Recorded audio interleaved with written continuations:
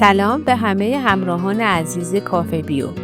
خوشحالم که امروزم در کنار شما هستم و از اینکه کانال منو برای تماشای این ویدیو انتخاب کردید بی‌نهایت سپاسگزارم. امروز میخوام شما رو به دنیای شگفت‌انگیز لئو تولستوی، غول ادبیات روسیه ببرم. اما تمرکزمون فقط روی بیوگرافیش نیست.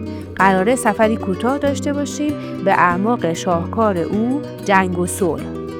برای بعضیا خوندن رمان جنگ و صلح با اون حجم عظیمش سخت به نظر میاد و باعث میشه خوندنش رو به آینده موکول کنن.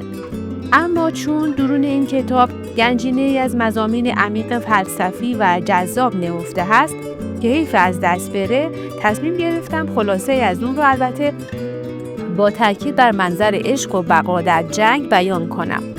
دوستان عزیز، اگه هنوز عضو خانواده کافه بیو نشدید، همین الان روی دکمه سابسکرایب کلیک کنید و اون زنگوله کنارش هم رو فعال بفرمایید تا هیچ کدوم از ویدیوهای بعدی ما رو از دست ندید.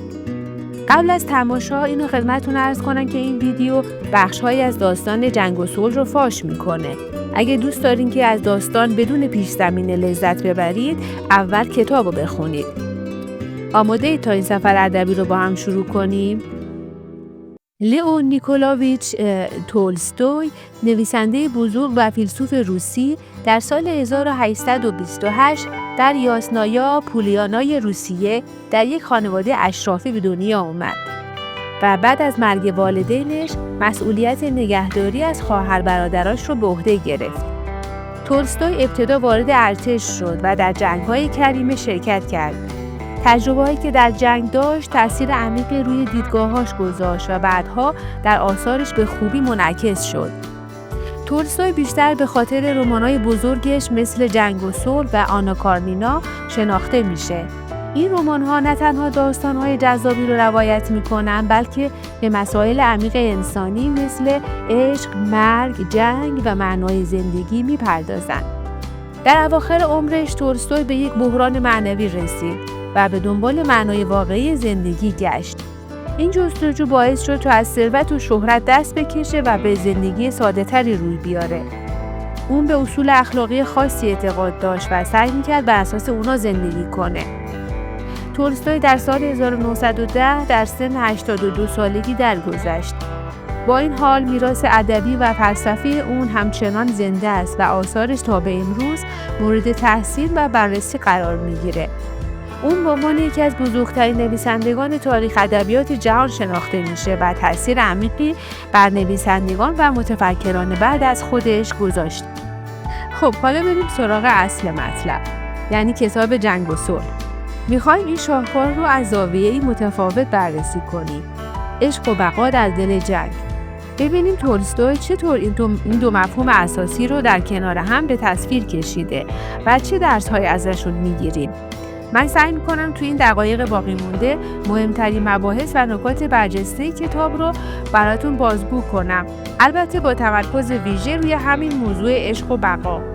اول از همه یه خلاصه کوتاه از داستان. جنگ و صلح داستان 5 خانواده اشرافی روسی رو در دوران جنگ‌های ناپلئونی روایت میکنه. داستان با ورود ناپلئون به روسیه شروع میشه و تا سال 1812 ادامه پیدا میکنه. پیر بزوخوف، یه جوان ایدئالگراست که به دنبال معنای زندگیه. اون ثروت زیادی به ارث میبره و درگیر ماجراهای مختلفی میشه، از جمله ازدواج با یه زن فریبکار و شرکت در جنگ. آندری بولکونسکی، یه شاهزاده جاه طلب که از زندگی اشرافی خسته شده و به دنبال افتخاره.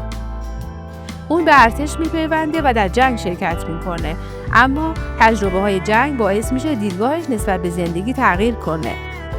ناتاشا روستووا، یه دختر جوان و پرشور که نمود زندگی و شادیه. اون درگیر روابط عاشقانه مختلفی میشه و تجربه‌های زیادی رو پشت سر میذاره. داستان جنگ‌های ناپلئونی تأثیر عمیقی روی زندگی این خانواده‌ها میذاره. تولستوی با جزئیات فراوان صحنه‌های جنگ رو به تصویر میکشه و تأثیرات مخرب اون رو روی انسان‌ها نشون میده. عشق و روابط انسانی یکی از مهمترین موضوعات کتابه. تولستوی به بررسی انواع مختلف عشق میپردازه، از عشق رمانتیک گرفته تا عشق خانوادگی و عشق به وطن. در کل جنگ و صلح یه رمان حماسیه که به بررسی مسائل عمیق انسانی میپردازه. تولستوی در این کتاب به دنبال پاسخ به سوالاتی مثل معنای زندگی، تأثیر جنگ بر انسانها و اهمیت عشق و خانواده است. در بررسی تأثیر جنگ روی روابط عاشقانه، تولستوی معتقده که اگه عشق واقعی باشه نمیتونه روی اصالت عشق تأثیری بذاره. این موضوع در رابطه آندری و ناتاشا و پیر و هلن نمود پیدا میکنه. قبل از جنگ، عشق بین آندری و ناتاشا پر از شور و امید بود. اما جنگ باعث شد آندری به دنبال افتخار و معنا در میدان نبرد بگرده. دوری و سختی‌های جنگ، عشقی که بینشون بود رو به چالش کشید. ناتاشا که جوان و بی تجربه بود، نتونست دوری آندری رو تحمل کنه و به اون خیانت کرد. با این حال وقتی آندری زخمی به خونه برمیگرده، ناتاشا با پرستاری از اون عشق و فداکاری خودش رو نشون میده. این مشخص میکنه که عشق واقعی میتونه اشتباهات رو ببخشه و در سخت‌ترین شرایط هم زنده بمونه. اما ازدواج پیر و هلن از اول هم بر پایه عشق واقعی نبود.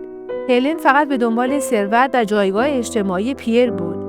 جنگ باعث شد پیر به پوچی این رابطه پی ببره. اون فهمید که هلن هیچ علاقه‌ای به اون نداره و فقط به دنبال منافع خودشه.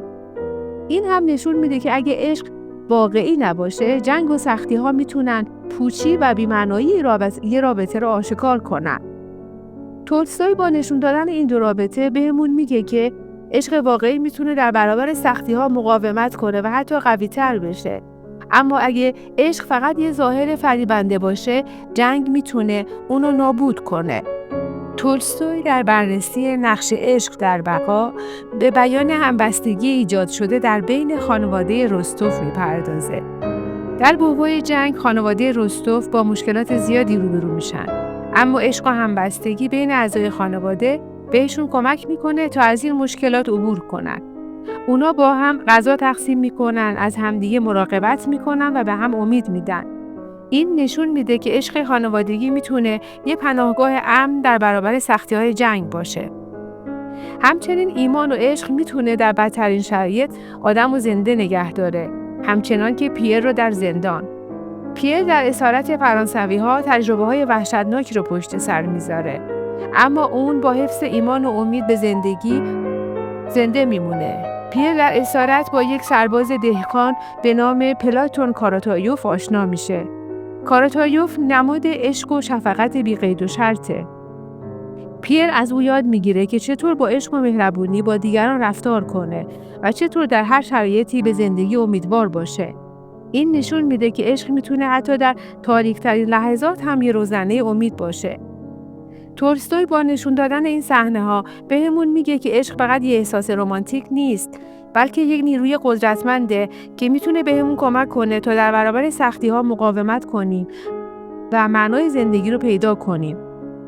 تولستوی در این مورد میگه عشق یعنی زندگی. هر چیزی که من میفهمم فقط به این دلیله که چون عشق میورزم. برای دوست داشتن باید به خوبی بشناسید و برای شناختن باید نزدیک شوید. تنها قدرتی که میشناسم قدرت عشقه. این قوی ترین و در عین حال فروتن ترین قدرت جهانه. در دل جنگ و بحران ارزش‌های انسانی میتونن رنگ ببازن، اما تولستوی نشون میده که چطور همین جنگ میتونه باعث احیای این ارزش‌ها بشه. همبستگی، همدلی و از خودگذشتگی در شرایط سخت خودشون رو نشون میدن. آدم‌ها یاد میگیرن که به هم کمک کنن و با هم متحد بشن. از نظر تولستوی جنگ با تمام بیرحمی و پوچیش یه فرصت برای نشون دادن بهترین ویژگی‌های انسانیه. و در پایان باز هم به سراغ سخنان تولستوی میریم. هیچ عظمتی در جنگ نیست، فقط ترس و وحشت است.